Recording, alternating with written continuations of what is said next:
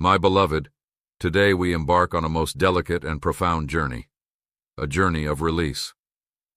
But the first step is always the most crucial, and that is to clearly see where we are going. To understand what we mean when we speak of this sacred, powerful word, release.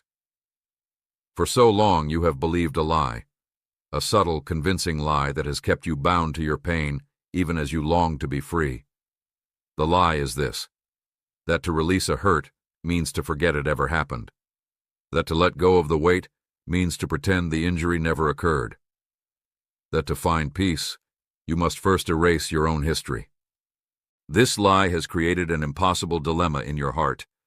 On one side, you desperately crave the freedom, the lightness, the peace you sense is possible.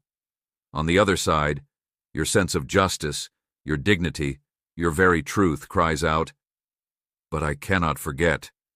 What happened was real, it was wrong, it mattered." And so you feel stuck. You believe you have only two choices: either cling bitterly to the memory and the pain, or betray yourself by pretending it never happened. This is a prison of false options. Today I come to break that prison wide open. Release is not forgetting. They are not the same thing. They come from entirely different realms. Forgetting is a function of the mind, an often passive, hazy fading of details. Release is an act of the will, empowered by the Spirit. It is a deliberate, conscious, and sacred choice. You can hold the memory with clarity and yet release the pain, the poison, the power that memory has held over you. Think of it like this. You have a deep, old wound. It became infected.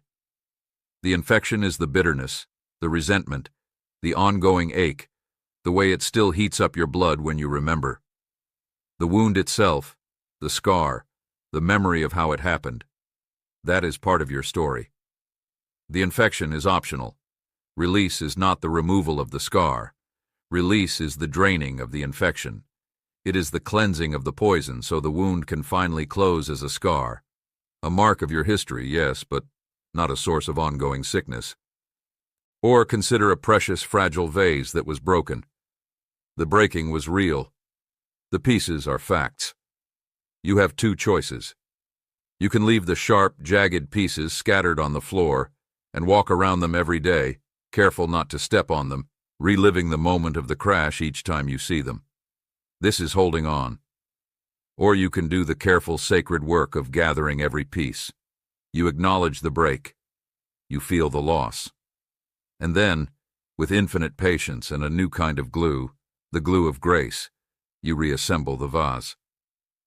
It will never be the same as it was before the break. It will have lines. It will have a history of fracture. But it can be whole again. It can even hold water. It can hold flowers. Its purpose is not lost. It is transformed. This is release. You haven't forgotten the break. You have integrated it into a new kind of wholeness. The world often tells you to just let it go, as if it were as easy as dropping a pebble from your hand. But what you carry is not a pebble. It is a story. It is a network of emotions, beliefs, and vows you made in a moment of survival. You cannot just drop it. It must be unraveled with love. And the first thread to pull is this false idea that to be free, you must become an amnesiac of your own life. True release is an act of sovereignty. It is you declaring, "This event happened. It hurt me. It shaped me for a time. But I now choose that it will not define me, govern me, or poison my present any longer. I reclaim my energy from the past. I take back the power I gave to that memory." This is not passive forgetting. This is active, powerful reclaiming. You fear that if you release the pain, you are saying what happened was okay. That you are letting the offender off the hook. My precious one, hear this. Your holding on to the pain has never held them on any hook. It has only held you in the jail cell of their action. Their accountability is between them and me. Your freedom is between you and me. Releasing the poison from your own soul does not pardon their sin. It pardons you from a life sentence of carrying it. We are not after a shallow peace. a peace that is merely the absence of conflict. We are after a deep, abiding peace. A peace that can coexist with a clear memory. A peace that is so strong, so rooted in my love for you, that it can look at the old wound and say, yes, that happened. And yes, I am still here. I am still loved. I am still whole. And that event no longer holds the pen to write the story of my today. So today, right now, I invite you to lay down this heavy burden of a false definition. You do not have to forget to be free. In fact, your freedom is more glorious because you remember. Because you are not a naive soul who never knew hurt. You are a wise, compassionate, and powerful soul who knew hurt, and with my grace, chose to transform it into wisdom, compassion, and strength. Let this truth sink into the core of your being. Release and remembrance can live in the same heart. One does not cancel out the other. Your memory becomes a monument, not to your pain, but to your liberation. It becomes part of your testimony. I was there. I carried that. And by a grace greater than my hurt, I am here now, free. This is the true power of release. It is a power that honors your past while liberating your future. It is a power that starts with telling yourself the truth. I am not seeking to forget. I am seeking to be free while I remember. And that, my beloved, is not only possible, it is the very journey I am walking with you, step by sacred step. Take a deep breath. The door of the prison of that old dilemma is opening. You are not being asked to abandon your story. You are being invited to write a new, powerful ending for it. Now, my precious one, having established this foundational truth that release is not forgetting, we move to the next sacred step, the art of holding the memory while releasing its effect. This is where the practical spiritual work begins, creating a space within you where the fact of the past can exist without its poisonous power. Imagine you have an old, precious document that has been damaged by water. The words written in ink on the paper are still clear, the events, the words, the actions, but the paper itself is damp, mildewed, and moldy. It makes you sick to touch it. Now, you have two choices. Either you cling to this damp, toxic paper, pressing it to your chest, knowing it is harming you, but fearing that if you let go of the paper, you lose the story. Or, you can do a patient, loving work. You can carefully unfold the paper. You can transcribe the story, those words, onto a new, clean, strong, and safe place. Perhaps into a new book or a digital file. You can then lovingly lay the original paper, now just a toxic shell, to rest. The story is preserved. The facts are intact. But the medium that was making you ill has been changed. This, my beloved, is what we are doing with your pain. The memory is the information. What was said, what was done, what was lost. The effect is the mildew, the mold, the dampness of bitterness, shame, rage, and ongoing hurt that has grown around that memory. Release is not about destroying the information. It is about transferring the story from the medium of pain to the medium of peace. How do we do this? It begins with a simple but profound act of sacred separation. In the quiet of your spirit, you learn to say, "This is what happened, and this is how it made me feel, and this is the belief I formed because of it." You are separating the objective reality, which cannot be changed, from the subjective, emotional, and spiritual consequences, which can be transformed. For example, the memory might be, "My father said I would never amount to anything." That is the fact, the words spoken. The effect is the deep-seated belief of worthlessness, the constant need to prove yourself, the fear of failure that paralyzes you, the anger that simmers in your relationships. The work of release is to look at that memory and say, "Those words were spoken. They were his words, born from his own pain and limitations. But the belief that I am worthless? That is an effect. That is the mildew on the paper. I do not have to keep carrying that. I can choose to inscribe that memory on a new page with a new footnote written by my Heavenly Father. You are my beloved child, in whom I am well pleased. Your worth is inherent and unchanging. This process requires honest grieving. You must allow yourself to feel the truth of the effect, to name it fully. This event made me feel abandoned. It made me believe I am unlovable. It caused me to build walls around my heart. You are not rehearsing the memory to beat yourself up. You are honoring the pain it caused so that you can clearly see what it is you are now choosing to release. You are saying, this is the weight. This is the specific heaviness, and I am now ready to set it down. Then, you practice conscious redirection. Every time the memory surfaces, with its old familiar ache, you acknowledge the memory, but you consciously redirect the effect.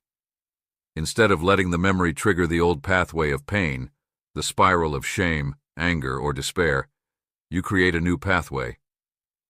You might say, Memory, I see you. You are part of my history, but I am not giving you the keys to my present. I choose to feel God's love for me right now, in this moment. I choose to believe I am safe. I choose to breathe in peace. You are retraining your soul's response. You are teaching your spirit that the memory no longer has the authority to dictate your emotional weather. This is where prayer becomes your laboratory. You bring the memory and its attached effect to me, and we examine it together under the light of my truth. You show me the mildew, and I show you how to clean it. You show me the broken belief, and I show you the eternal truth that can replace it. This is not positive thinking. This is spiritual surgery. It is replacing a lie that has been woven into your inner fabric with a truth that is even more powerful, more real, and more enduring. My beloved, this work is gradual. Do not be discouraged if the old effect rises up again and again. It has worn a deep pathway in your soul. Each time you choose the new response, you are paving a new road. At first, it is just a faint trail, but with consistent travel, it becomes a highway. And one day, you will find the memory arises, and instead of the tsunami of pain, there is simply a quiet acknowledgement, a moment of tenderness for your past self, and then a return to the peace of your present. The memory has lost its sting. The effect has been released. You are not betraying yourself by releasing the effect. You are honoring the truth of who you are now, a person who is no longer defined by that old pain. You are saying, what happened was real, but what I became because of it is not fixed.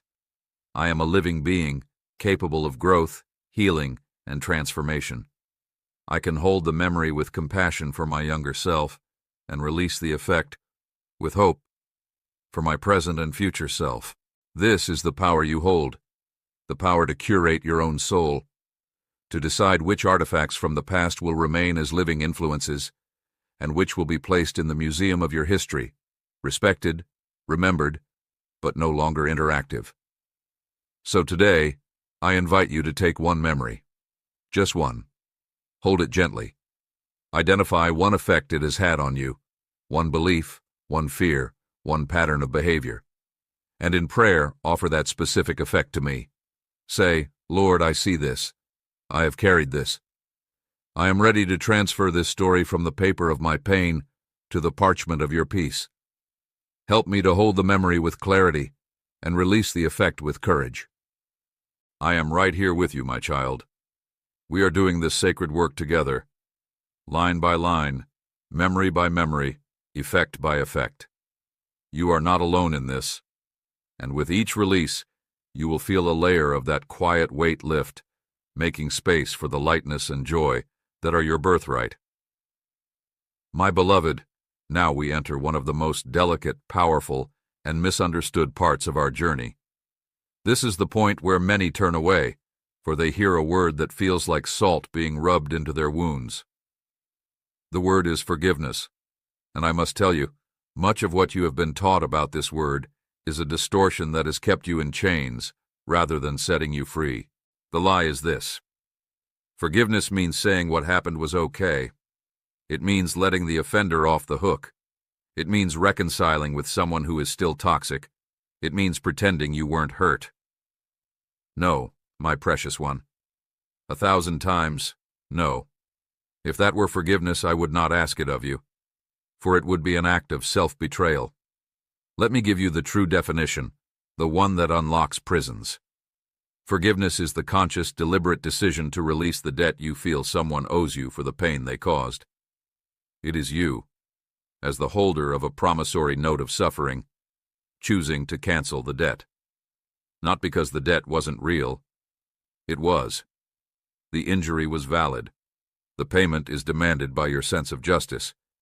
But you are choosing to absorb the cost yourself and to hand the entire ledger over to me. Why? Why would you do such a thing? Because you are not a bank of suffering. You are not designed to spend your life waiting for a payment of apology, acknowledgement, or repentance that may never come. That waiting, that holding of the debt, is the very chain that binds you to them. It keeps you emotionally and spiritually yoked to their past action. Every time you think of them, you are running to check your ledger. Do they owe me still? Have they paid? This is an exhausting, soul-crushing business. Forgiveness, in its true form, is the act of closing that bank. It is you saying, I am no longer in the business of collecting this debt. I am transferring the account to the divine court, where all accounts are settled with perfect justice and mercy. This does not mean they escape consequence. It means you escape being their jailer. You lay down the heavy burden of being the one who must morally prosecute them in your heart every single day. Think of it like this. You have been carrying a hot coal in your hand, intending to throw it at the person who hurt you. The longer you hold it, waiting for the perfect moment to throw, the more your own hand is burned, scarred, and crippled. Forgiveness is the act of dropping that coal. It is not saying the coal wasn't hot or that it was right for them to give it to you. It is simply realizing that holding it is destroying you. You drop it to save your own hand, your own life. This kind of forgiveness is first and foremost a gift you give to yourself. It is the ultimate act of self-care for a wounded spirit. You are saying, I value my peace more than I value my right to hold on to this resentment. I choose my freedom over the familiarity of my bitterness. Now, how does this connect to release? Forgiveness is the master key that unlocks the deepest chamber where the quiet weight is stored. That weight is often comprised of unforgiven debts, anger you're clinging to, hopes for an apology you're nursing, fantasies of justice you're replaying. When you forgive, you are not whitewashing history. You are declaring that history will no longer be a landlord that collects rent from your present joy. But, you may whisper, the person doesn't deserve it. You're absolutely right. That's what makes it grace, and grace by its very nature is undeserved. You are not doing this because they have changed. You are doing this because you are changing. You are outgrowing the small, confined identity of victim and stepping into the spacious identity of free soul. And what about reconciliation? Forgiveness and reconciliation are two separate things. Forgiveness is an internal, unilateral transaction between you, your pain, and me. It happens entirely within your soul. Reconciliation is a bilateral process between two people that requires safety, trust, accountability, and change.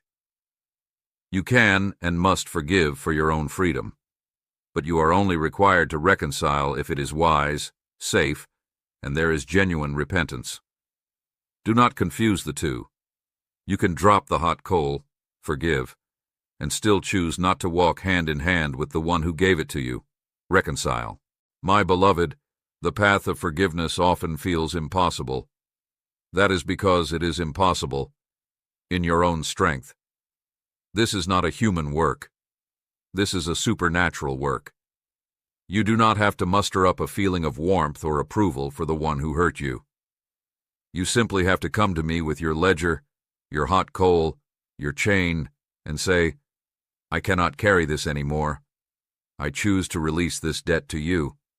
I need your grace to do what I cannot do myself, and I will meet you there. I will pour my strength into your will. I will begin to soften the hardened places in your heart, not by erasing the memory, but by expanding your heart with my love until the memory no longer dominates its landscape. Start small. You don't have to forgive the entire history today. Name one specific thing, one debt. I choose to release them from the debt of the words they said on that Tuesday. Say it aloud. By an act of my will, and by the power of God's grace in me, I cancel this debt. I hand it to you, God. Feel the resistance. Feel the fear that you are letting injustice win. Then feel the slight, almost imperceptible loosening of a chain. That is the beginning. This is the power of release through forgiveness. It is you taking back your power. Not the power to hurt back, but the power to stop being hurt. The power to define your inner world by my love, not their actions. It is the most radical act of freedom a human soul can undertake. You are ready for this step. I am with you. We will do this together. One debt, one chain, one hot coal at a time. My precious one, we have spoken of forgiveness as the master key. Now we must use that key to open the deepest chamber of all, the chamber where you have stored the raw emotional substance of your pain. This is not just the memory, not just the debt, but the very feeling tonnage of the past. The grief that feels like a physical rock in your chest, the anger that heats your blood, the shame that makes you want to disappear, the fear that tightens your throat. This is the emotional weight, and it cannot be reasoned with, analyzed away, or fixed by thinking. It must be surrendered. There is a profound difference between carrying a weight and surrendering it. To carry it is to keep it within your own energetic field, within the confines of your soul and body. You manage it, you struggle under it, you adjust your life around it. To surrender it is to intentionally, consciously, and trustingly lift it out of your own hands and place it into mine. It is an act of transfer. It is the heart of the prayer. Lord, I cannot carry this anymore. I give it to you. But how, my child? How do you surrender something that feels fused to your very being?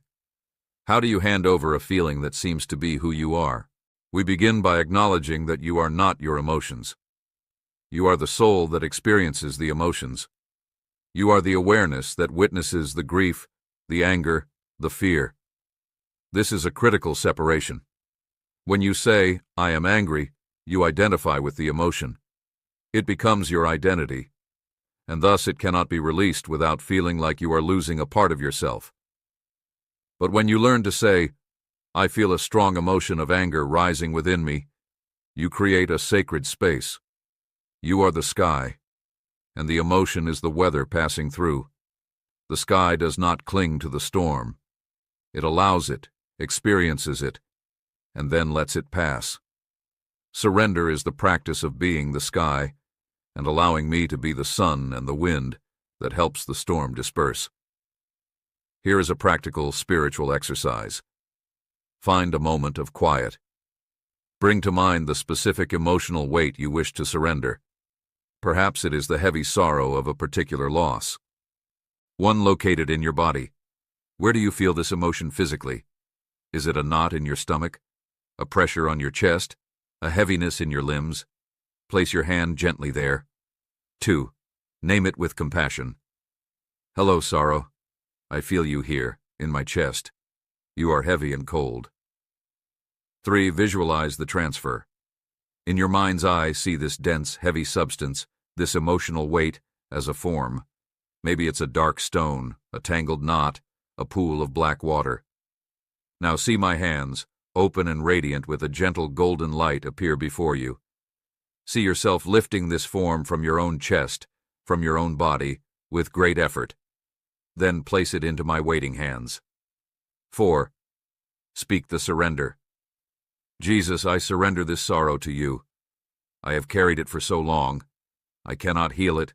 I cannot transform it. I give it to you. I trust you with it. Take it from me. 5. Receive the exchange. As you see me take the weight, do not rush away. Stay.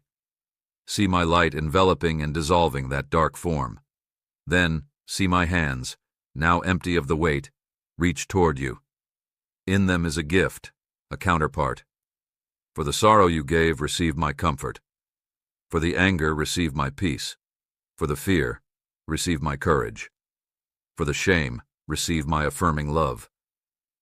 Imagine this gift as light or warmth or a gentle breeze entering the very space in your body that was occupied by the weight.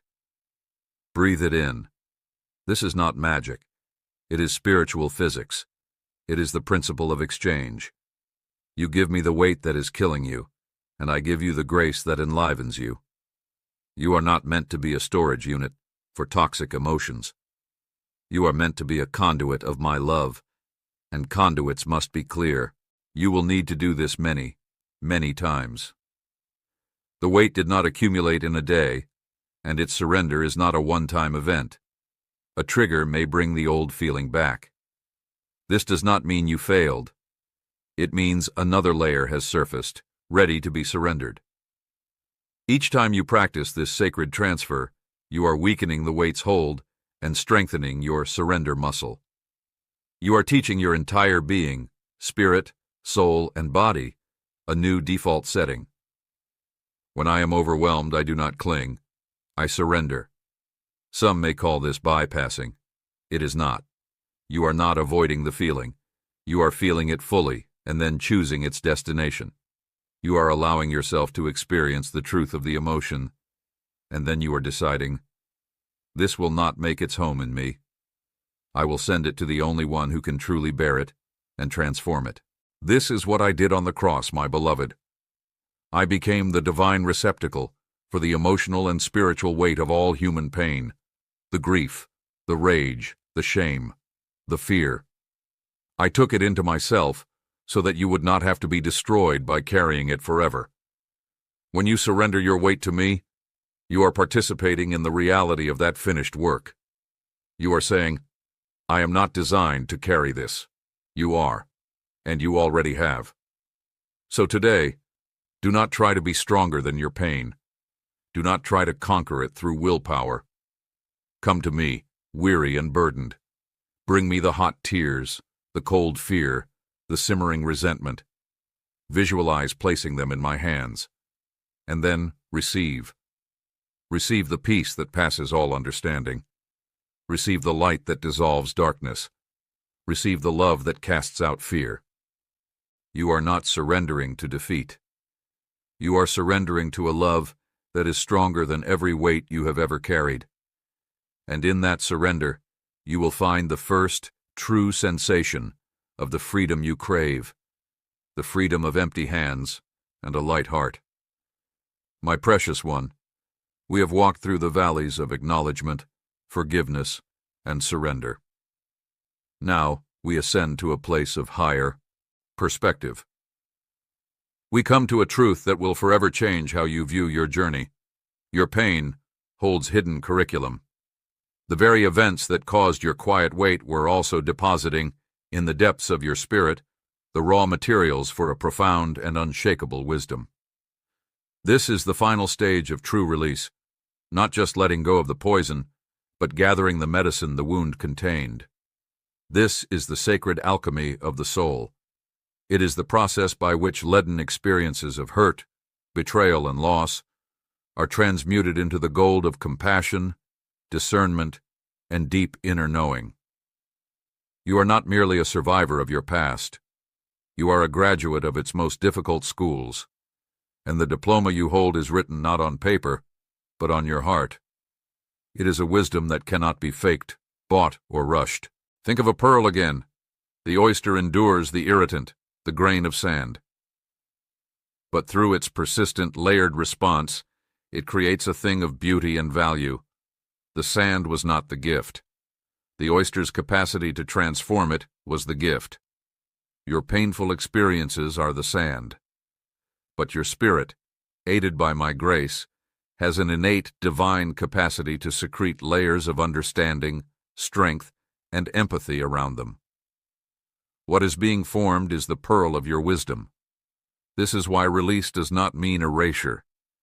It means you are now able to see the event not only as a source of pain, but as a crucible that formed something precious within you. What kind of wisdom am I speaking of? The wisdom of discernment. That hurt taught you to recognize certain patterns, certain tones, certain energies that are not safe or life-giving. You are no longer naively trusting. You are wisely discerning. This is not bitterness. It is a spiritual radar refined by fire. The wisdom of compassion. Having known deep pain, you can now sit with others in theirs without rushing to fix them.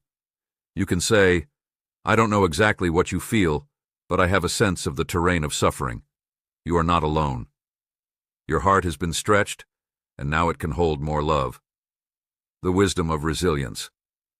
You now know in your bones a truth that those with easy lives have not learned, that you can be broken and yet not destroyed, that you can endure a night of the soul and still greet the dawn.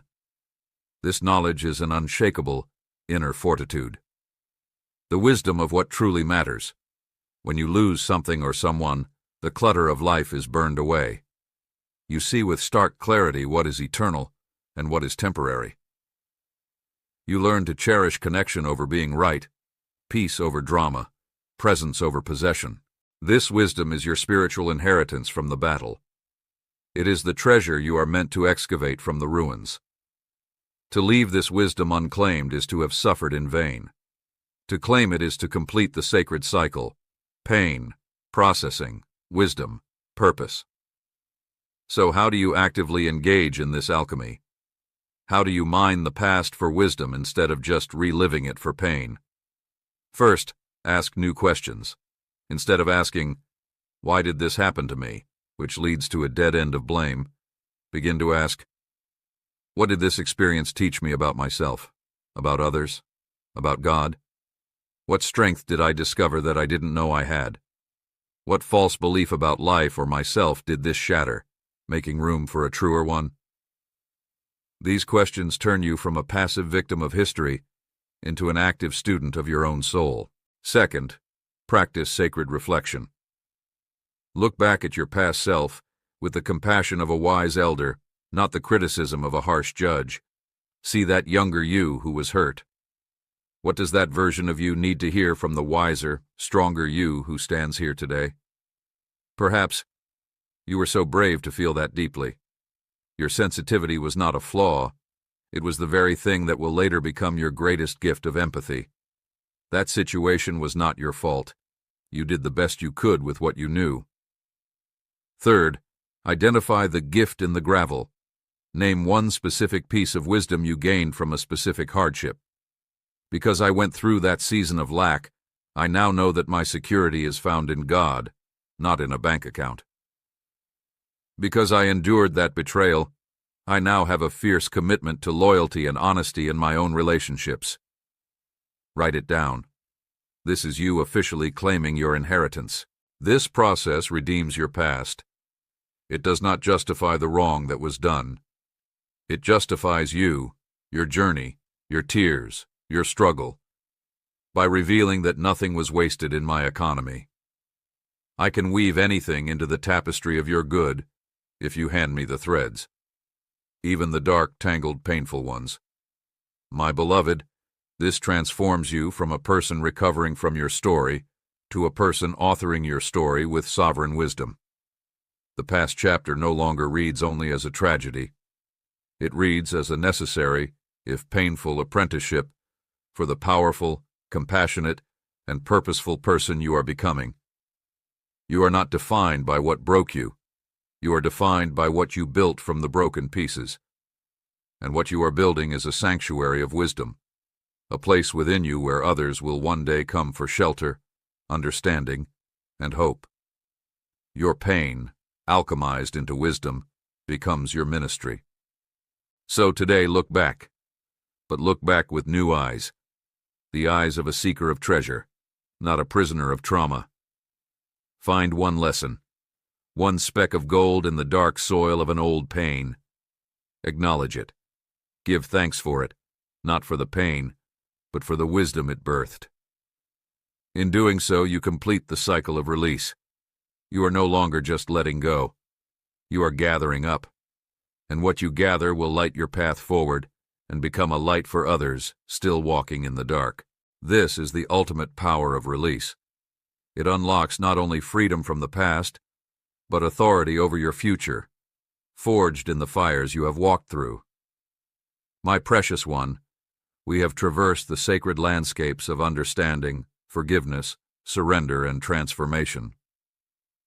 Now we arrive at the ground where truth meets the earth of your daily life. This is the place of practice. For a principle, no matter how beautiful, remains a theory until it is woven into the fabric of your moments, your choices, your breath. Today, we talk about how to live release, how to make it as practical as the air you breathe and the steps you take. Release is not a one-time event you achieve and then forget. It is a lifestyle. It is the continual orientation of your soul toward freedom, like a plant orienting itself toward the sun. It is the moment-by-moment choice to not pick up the old weight again, even when your hands remember its familiar shape. So, let us build a practical framework. Think of these as spiritual exercises for the heart, to be done not with strain, but with gentle, persistent intention. First, the daily inventory. At the close of each day, in a moment of quiet, ask yourself 2 questions. 1. What weight did I unconsciously pick up today? Did a comment sting and lodge itself as resentment? Did a fear about the future tighten your shoulders? Name it simply. I picked up anxiety about the meeting. I picked up offense from that conversation.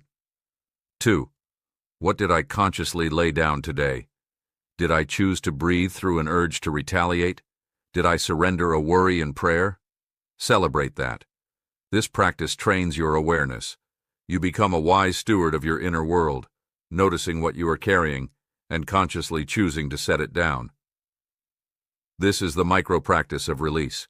Second, the breath as anchor. Your breath is the most immediate tool you possess. It is always with you.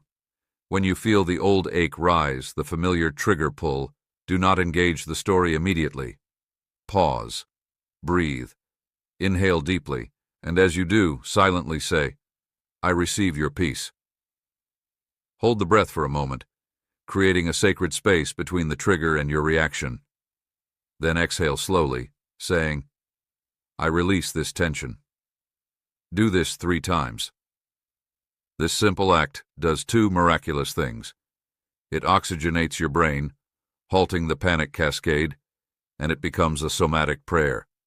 You are literally breathing in my spirit and breathing out the weight. It is release on a cellular level. Third, the power of I choose. Replace the language of bondage with the language of sovereignty. Instead of saying, this makes me so angry, practice saying, I feel anger rising, and I choose to release it. Instead of, I can't get over this, say, I am in the process of choosing to release this.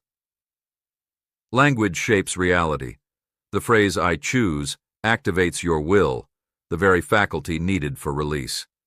It reminds you that you are not a passive victim of your feelings. You are an active agent in partnership with my grace. Fourth, create a release ritual. The mind and spirit respond powerfully to symbolic action. Find a simple physical act to embody your release. Write down the specific worry, hurt, or fear on a small piece of paper. Then, safely burn it, tear it into tiny pieces, or drop it into flowing water. As you do, say, I consign this to your transforming fire, your cleansing flow. Hold a stone in your hand, imbue it with the feeling of the burden, and then literally throw it far away into a field or a body of water. Simply open your palms, face up on your lap, a universal posture of surrender. Imagine placing the burden into your open hands, then gently turning your hands over and letting it fall to the ground. These rituals give your subconscious a powerful, clear message. This is leaving me. Fifth, curate your inputs. Release is not just about expelling, it's about creating space and then filling it wisely. Be ruthless in guarding what enters the space you are clearing. If certain conversations, news cycles, social media, or even certain relationships consistently deposit heaviness, anxiety, or bitterness into your newly cleared spaces, you must create boundaries. This isn't about judgment, it's about stewardship. You wouldn't clean a wound and then rub dirt in it. Protect your heart's healing space. Fill it instead with truth, beauty, gratitude, and encouragement. Listen to music that lifts you. Read words that inspire. Dwell on things that are good and pure. You are reprogramming your inner atmosphere. Sixth, the ministry of the mantra. Find a short, potent phrase that anchors you in the truth of release. Repeat it throughout your day, not as a mindless chant, but as a conscious declaration. Let it be your heart's GPS, reorienting you when you drift. Phrases like, I am defined by God's love, not my past. I release what is not mine to carry. I choose peace over this problem. I am free, I am light, I am held. Let this mantra be the thread that sews the garment of your new identity. Finally, embrace the rhythm, not the resolution. You will have days of effortless lightness and days where the old weight feels glued to you again. This is not failure. This is the rhythm of healing. Do not condemn yourself. Simply return to the practices. Say, I see I've picked that up again. Okay, I choose to set it down now. The goal is not a perfect scorecard of weightless days. The goal is fidelity to the process, your consistency in returning to release, more than any single emotional victory, is what will rewire your life. My beloved, this is your new normal. Not a life free from challenges or hurts, but a life equipped with a system of freedom. You now have tools. You are no longer a helpless captive to every wind of memory or circumstance. You are a gardener of your soul, knowing how to identify weeds and gently, patiently, pull them out by the roots. Start small. Choose one practice, just the breath or the daily inventory, and commit to it for a week. Let it become a gentle habit, then add another. This is how you build the house of a free spirit, one brick of conscious practice at a time. You are not just learning about release. You are becoming a person of release. And that person walks through the world with a lighter step, a more open heart, and a quiet, unshakable power that comes from knowing the secret. That your hands were made for holding love, not lugging weight. The practice is your pathway. I am with you on every step. My precious one, we have come to the culmination, the destination toward which every step of this journey has been leading. This is not an end, but a glorious beginning. It is the transition from achieving freedom to inhabiting it, from letting go of an old weight to stepping fully into the identity of who you are without it. This is the point where release ceases to be something you do and becomes the very atmosphere of who you are. You are no longer a prisoner on parole, checking in with your past. You are a free soul, establishing residency in a new land, the land of your unburdened heart. Imagine a prisoner, confined for decades, finally walking beyond the gates. The first moments are shock, disbelief, the unfamiliar feel of the sun. But then comes a day, then a week, then a season. The gait of the prisoner slowly changes. The hunched shoulders straighten. The eyes, once downcast, begin to lift and behold the horizon. The instinct to ask for permission fades. A new rhythm emerges. This is no longer a freed prisoner. This is a free person. Their identity has shifted. The memory of the cell remains, but it is now a reference point in their history, not the definition of their present. You, my beloved, are that person. The gates are open. The sentence is served, not by you, but by the weight you carried. Now you must learn the customs of this new country called freedom. Its primary law is this: you belong here. Your right to be light, to be at peace, to be joyful, is inherent and irrevocable. Your old identity was intertwined with the weight. You may have known yourself as the one who was hurt, the cautious one, the weary one, the one who guards their heart. These were survival identities, suits of armor you wore for a dangerous journey. But the journey through the valley is over. You have emerged on the other side. It is time to dismantle the armor and put on the garments of celebration. The garment of praise for the spirit of heaviness. The garment of light for the cloak of despair. This means you must consciously and courageously think of yourself differently. When a thought arises, "This is too much for me. I can't trust.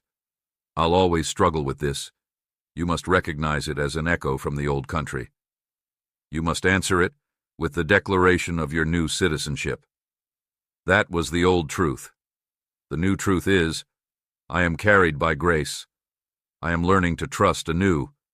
I have the tools and the strength for this. Abiding in freedom is a practice of remembering your true name. I have called you beloved. I have called you free.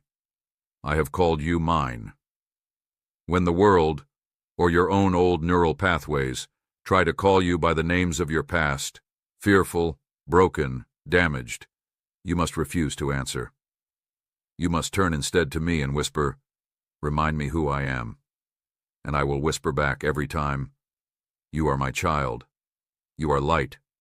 You are free." This abiding requires sacred vigilance, not out of anxiety, but out of love for your own liberty. You guard the peace within you as a treasured garden. You notice when the weeds of old thoughts try to sprout, a resentment here, a worry there, and you gently pluck them before they take root. You do this not with the strain of a soldier at war, but with the attentive care of a gardener who knows the value of what is growing. There will be days when the weather of life turns stormy, and the old instinct will be to run back to the familiar shelter of your burdens, to put the heavy cloak back on because its weight feels like a strange sort of comfort, a known quantity. On those days, your practice is to stand still in the storm and feel the lightness. To remind yourself, the storm is external. It will pass. But my freedom is internal. It is my permanent state. I do not need a heavy coat anymore. I have a permanent shelter in the spirit. Living from this identity changes everything. Your relationships are no longer arenas where you seek validation for your brokenness, but gardens where you share the fruit of your wholeness. Your work becomes an expression of your free energy, not a desperate proof of your worth. Your quiet moments are filled with presence, not the background noise of old anguish.